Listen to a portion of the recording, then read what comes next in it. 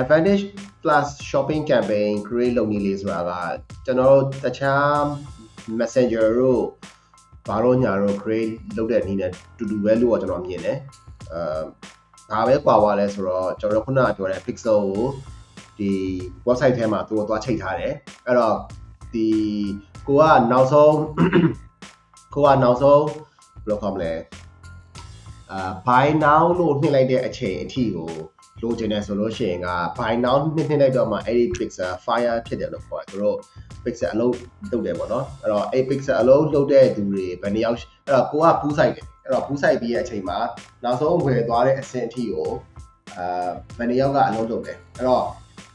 ကိုရဲ့ကြော်ညာမြင်သွားတဲ့သူတွေရနေပြီးတော့ဝယ်သွားတဲ့သူတွေအထိကို matter ကလိုက်ပြီးတိုင်းနေတာ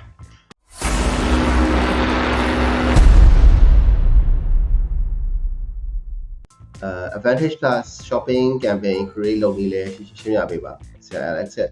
advantage plus shopping campaign က website ရှိမှ run လုပ်ရတာလားလဲရှင်းပြပေးပါတဲ့ advantage plus shopping campaign create လုပ်နည်းလေးဆိုတာကကျွန်တော်တို့တခြား messenger တို့ဘာလို့ညာတို့ create လုပ်တဲ့နည်းနဲ့တူတူပဲလို့ကျွန်တော်မြင်တယ်ဘာပဲကွာသွားလဲဆိုတော့ကျွန်တော်ခုနကပြောတဲ့ pixel ကိုဒီ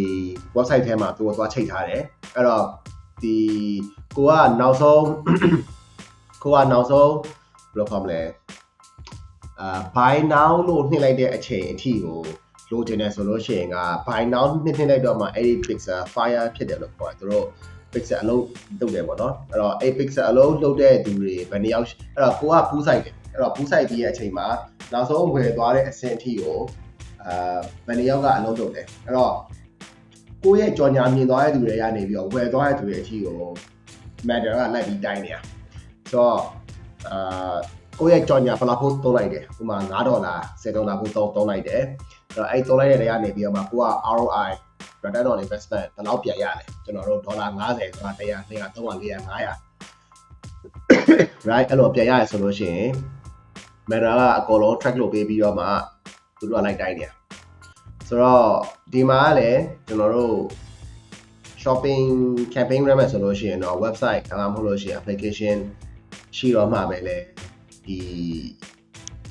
advantage plus shopping campaign က run လို့အဆင်ပြေရပါတော့ဆိုတော့ဒါကတော့ကျွန်တော်အနေနဲ့သိရတဲ့ဟာလေးပါ